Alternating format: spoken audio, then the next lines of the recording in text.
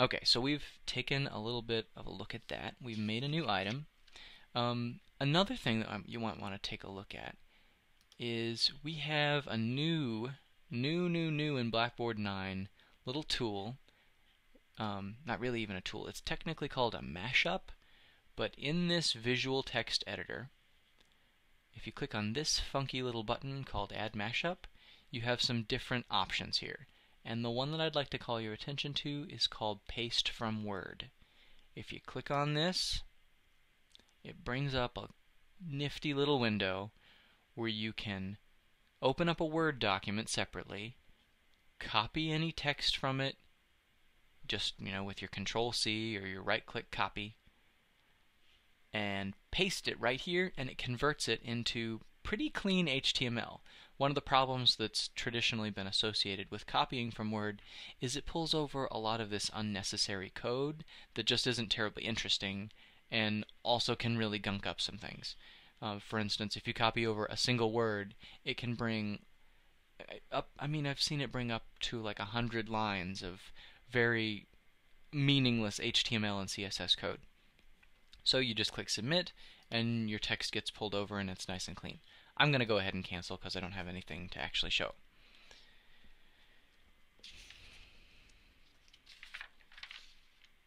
Alright, so the next thing that I would like to upload, to show you how to create, is an assignment. And that's available from this button here, the Create Assessment button. And there are some lists here.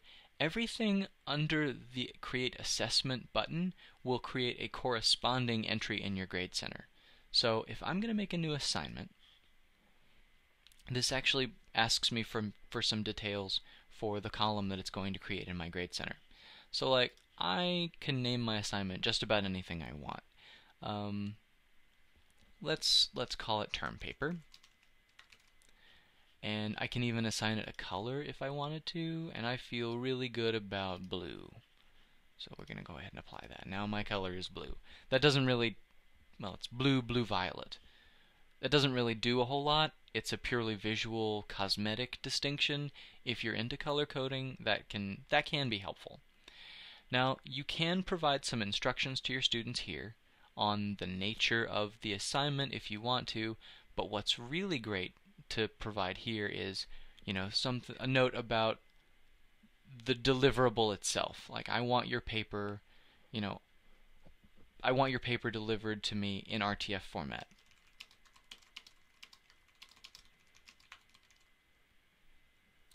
And you can even specify the kind of file name you get, because as you can imagine, it's irritating, excuse me, it's irritating to get 25 paper.doc documents.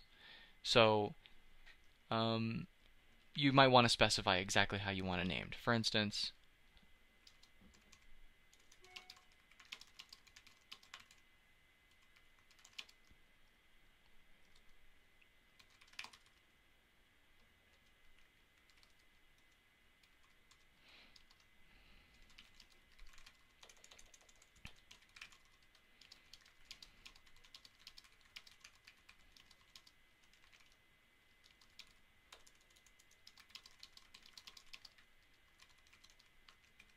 that might be getting a little controlling with the details, but it's nice to be able to tell your students' attachments apart, because when you download them, Blackboard just creates a zip archive. You can download them all at once, or you can download them one at a time. If you download them all at once, you just get this zip archive, and if it's got 30 documents with pretty much the same name, it can be difficult to tell them apart. So this is an important thing to note. You can do that. Yeah, that's a great thing to put in the instructions field. If you have an assignment sheet that you've developed, at the attach file place, the attach file button immediately under the instructions field is a great place to upload those. So, a lot of instructors invest a great deal of time in putting together a full explanation of their assignment, including everything they want you to do, and for instance, the the style manual they want you to follow, or lots of different things. All of that can go in a separate document that you can develop in Microsoft Word or Pages or whatever word processor you use, and just upload it here. Again, make sure it's in an accessible format such as RTF or PDF, or if you know all of your students use the same word processor, then you know a lot about your students, but that's a great, right, you can upload in whatever format you want there. Points possible is another required field, and it's pretty self-explanatory. If it's worth 50 points, or however many points your term papers are worth, just note that there, and that will go into the Grade Center calculations. Now here, under availability, you have some funky options.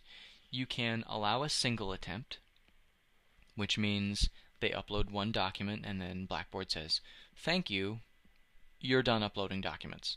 And for a term paper, that might be just the thing. Or for just sort of a one-off assignment, that might be fine. You can allow an unlimited number of attempts. I don't know how useful that would be for an assignment of the nature of this example, but I'm sure that if you want iterations of an assignment, if you want them to upload a draft, and then you can really leverage that two-way communication that I talked about earlier. And if you'd like an in-depth demonstration of how to use this tool, ETMO will be glad to provide you one. All you got to do is call us and set up a consultation. Or you can specify a number of attempts. So like they submit one, they get a C. If they want to resubmit it, according to any kind of suggestions that you might make, then they can submit it again. So you might allow for 2 attempts. You can limit the availability, just as we explained earlier about is available in almost all content areas. This track number of view box, the data is not terribly reliable.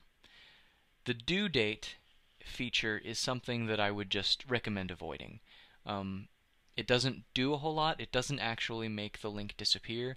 They can submit things late. They'll be marked as late in the Grade Center when you look at it, but it doesn't actually change anything. The limit availability stuff is much more reliable if you just want the link for submission to go away at a certain time, for instance midnight on the due date. That is where you want to do that sort of stuff, and the due date is just something that it's just one more thing to change the next time you use this Blackboard site. Under recipients, you can specify that you want the assignment to go to all of your students or to just a group of students. All students is what I'm going to choose. Then I click submit, and notice that I have a term paper here, and it's in blue just like we chose. And it's got all of those things that I asked for. And if your student clicks on it, they see, okay, that's what I'm supposed to do. I can attach my file and any comments, and then they can submit. And they can even save it as a draft, but that doesn't submit it to the instructor. That just saves the file submission, and they can come back later if they want to add comments or something. To submit it to you, they must click submit. I'm going to click cancel because I don't have anything to show. Okay, and then there's one more thing that I'd like to show to add to this content area, and that is the URL.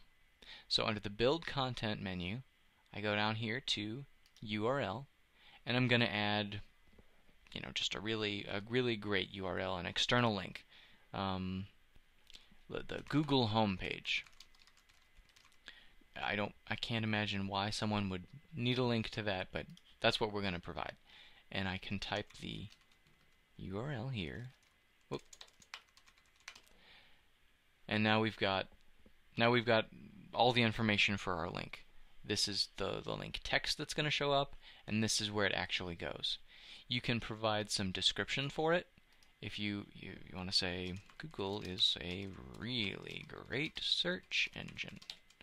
Yeah, I'm very emphatic about how great Google is. And then when I'm done doing that, I can even attach a file. That doesn't make sense for this example, but surely there are situations where that would be fine.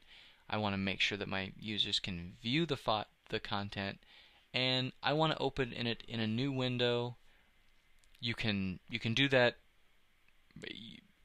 especially for external links.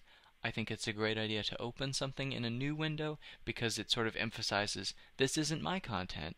I don't own Google. So this is just a link. It's going to open up in a new window and it's something else. It's just a nice visual way to sort of emphasize that cognitive separation. I can track number of views. If I want highly unreliable data, then I'm going to click Submit.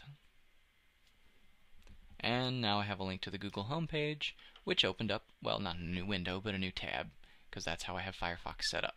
Okay, so that's a whirlwind tour of content areas.